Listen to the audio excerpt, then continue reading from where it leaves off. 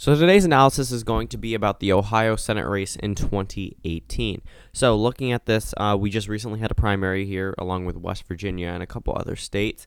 Sherrod Brown easily won the primary. Obviously, he was uncontested, and he actually won with 605,000 or 100% of the votes compared to the Republicans where they had a total of 760,000. So primary turnout is something to look for when it comes to a Senate election, not really a presidential election. When it comes to a Senate and gubernatorial election, you really should look for some primary turnouts depending on the state. In a state like Ohio, which is typically a swing state, you should look for it because both Democrats and Republicans are excited.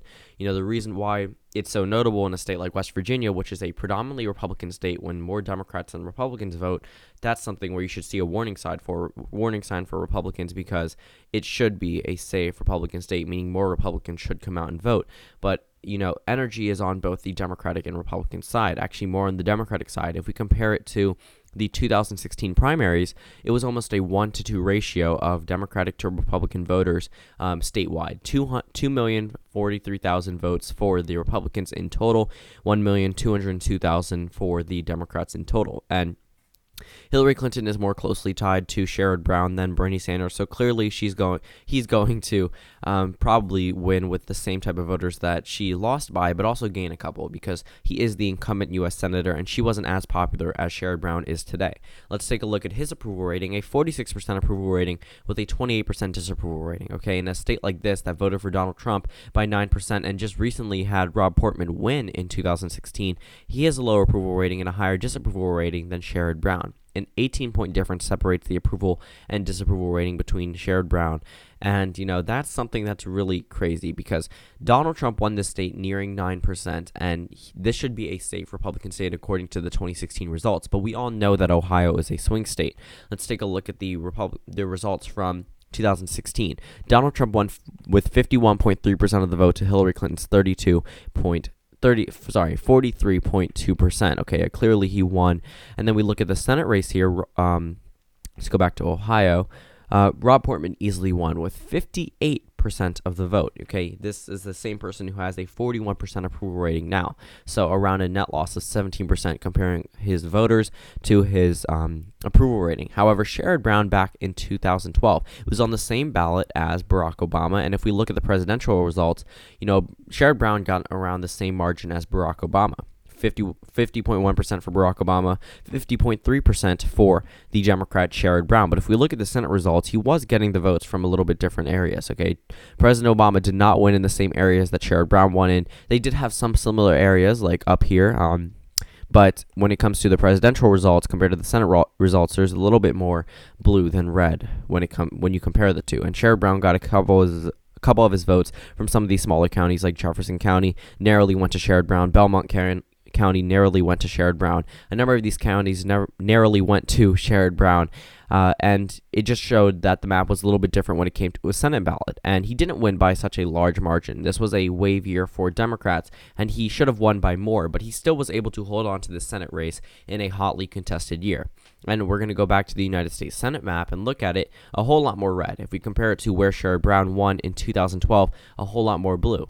If you look at the map, a lot of these typical Democratic counties are now safe red or likely red or lean red compared to this map, okay? Summit County, 49.3% of the vote for the Republican. We'll go back to 2012 and look for Summit County again. Summit County, 57.3% for Sherrod Brown. 2016 clearly was a Republican wave year, and 2012 was a Democratic wave year, so there are some differences. But, you know, Sherrod Brown right now needs to make up a margin. It's going to be an uphill climb for him. However, his candidate isn't doing so well either.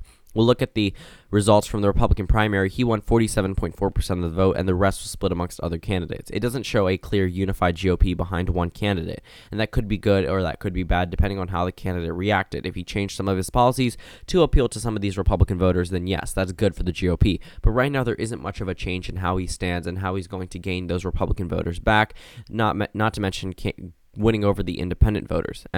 We'll look at the endorsements of Jim Renacki, Donald Trump, Mike Pence, Rob Portman, current United States Senator, Josh Mandel. He was going to run in 2018, but he cited his wife's health as a reason for his departure from the race.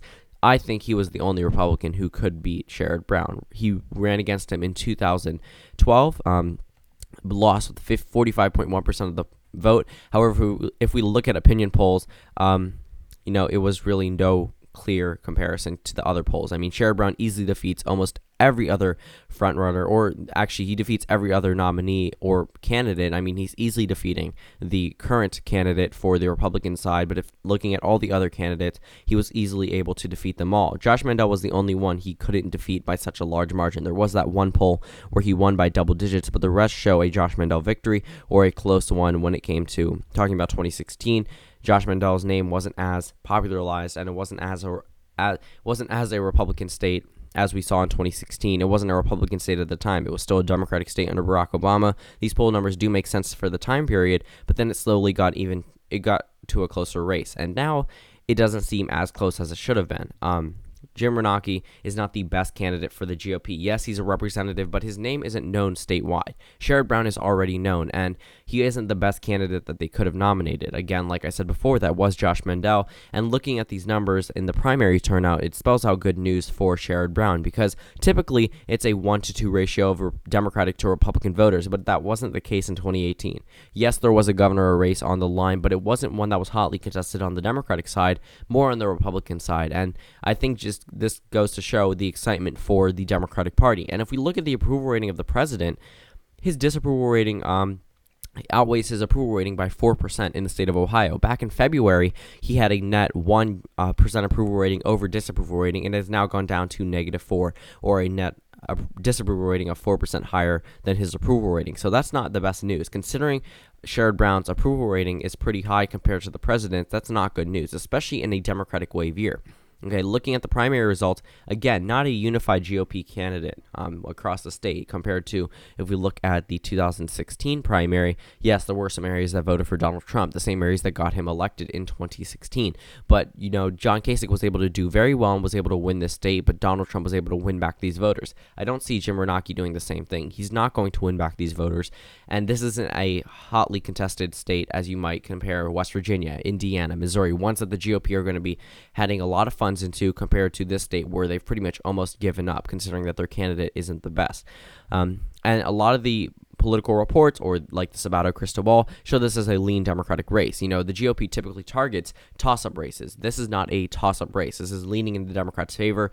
It could change at any time, but right now, Sherrod Brown is the clear leader in the opinion polls against Jim Renacki. Looking at the approval rating of both the president and Sherrod Brown, he obviously outweighs the president. And looking at the primary results along with turnout, not a GOP candidate who can unify the entire party, and the fact that primary turnout is a lot higher than it should have been, and just comparing it to the 2012 margin to the Republican wave year 2016, where Rob Portman won, who now has a lower approval rating than the Democratic senator from a state Donald Trump carried by 9%.